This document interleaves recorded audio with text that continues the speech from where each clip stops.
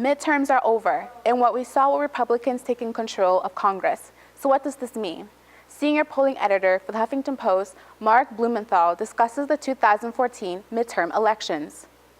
Ouch. Or if you're a Republican. The Republicans had a good night. Many of us who cover the election focused on the U.S. Senate battle, and as expected, the Republicans won control of the Senate. They picked up... The polls, as sort of aggregated together by our models and models of other people, all were saying that the Republicans were likely to win a majority in the Senate and were likely to pick up seats in the House. And so the ultimate outcome was not a surprise. I think what was a surprise to most of us was the sort of severity of it. The Republicans sort of did a little bit better. Some of the margins were bigger in some of the Senate races. The number of House seats was a little bigger. So not a total stunner. It was sort of on the edge of the sort of worst case for the Democrats or best case for the Republicans. Exit polls show that about 13% of voters were under the age of 30. What does that say about young voters, and how do we change that for 2016? Well, we're fairly certain that it will change in 2016. I mean, the one thing we know is that younger voters are more likely to participate in presidential elections than midterm elections.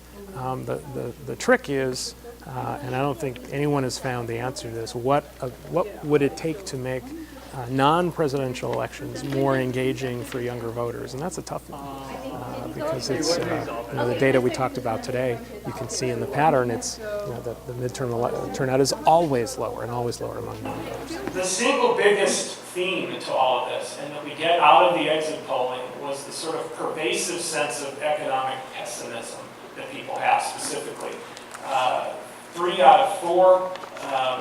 Almost 4 out of 5 said that they were either somewhat or very worried about the direction of the economy. 38%, more than a third, very worried.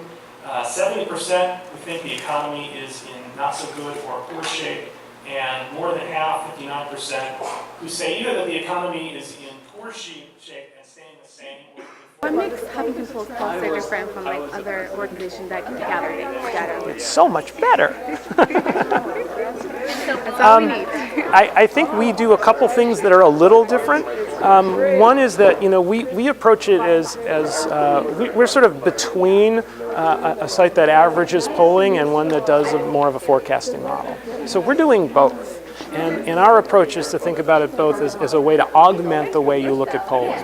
So if you have one poll, we'd like you to be able to look at an average or an aggregate of all the polls, and to see it graphically. That's something that we do, I think, uniquely, and also to see how that translates into the probability of the candidate winning.